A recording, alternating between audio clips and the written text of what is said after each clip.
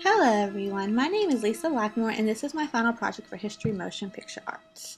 I chose to do my podcast over the evolution of film genre, and I chose to do vampires and werewolves.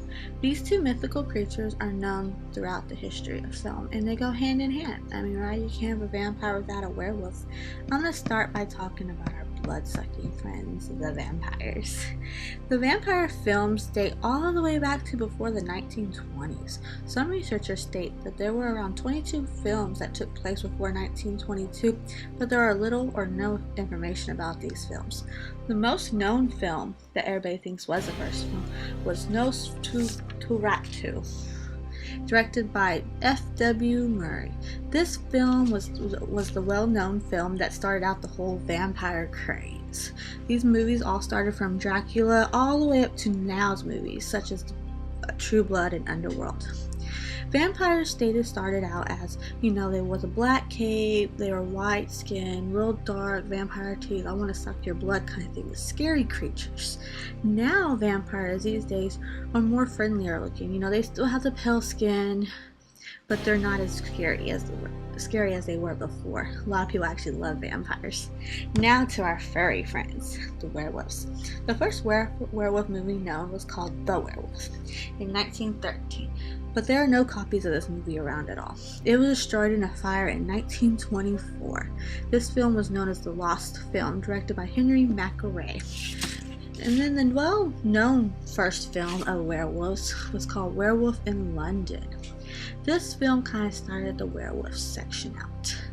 And werewolves, they kind of started out as, someone got bit by a wolf and they turned to a werewolf at a full moon.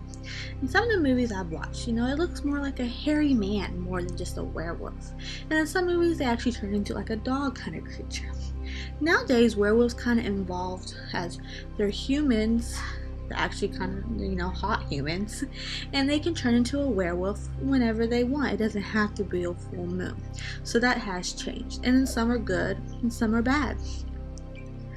The werewolf and vampire trend started out as, mostly they were bad guys, or they were evil, or no one really wanted anything to do with them, or they didn't know about it. Nowadays, the whole vampire, werewolf, or any kind of mythical creature, everybody's interested and want to see what happens next with these guys, such as Twilight.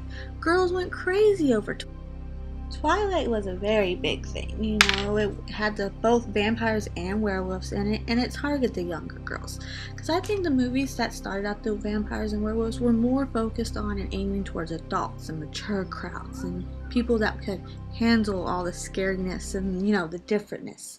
Now they aim for every age, all the way from adults like True Blood and Underworld to teenagers, the Twilight and the Teen Wolf, all the way down to even little kids. On Disney Channel now they have movies such as The Boy Who Cried Wolf, My Babysitter's a Vampire. They even have the new kid little movie, what's it called? Hotel Transylvania, and that targets little kids.